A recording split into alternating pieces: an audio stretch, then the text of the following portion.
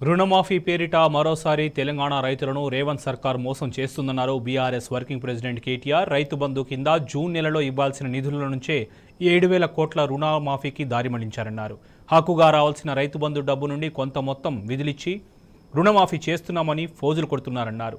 40 లక్షల పైచిలుకు రైతులు ₹1,00,000 వరకు రుణాలు తీసుకుంటే కేవలం 11 లక్షల మందినే ఎట్లా ఎంపిక చేస్తారని కేటీఆర్ ప్రశ్నించారు. అటు 2014-2018లో కేసీఆర్ సర్కార్ రుణమాఫీతో పోలిస్తే పావువంతు రైతులకే అర్హత అని ప్రభుత్వాన్ని ప్రశ్నించారు. 2014లోనే కేసీఆర్ సర్కార్ లక్షలోపు రుణాలను మాఫీ చేయడానికి 16,144 కోట్లు వెచ్చించి సుమారు 35 లక్షల రైతులకు లబ్ధి చేకూర్చిందన్నారు.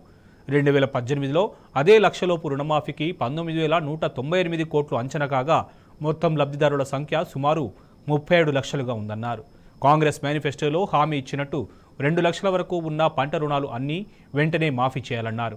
అర్హులైన రైతులందరికీ రైతు బంధు విడుదల చేయాలని ప్రభుత్వాన్ని కేటీఆర్ డిమాండ్ చేశారు.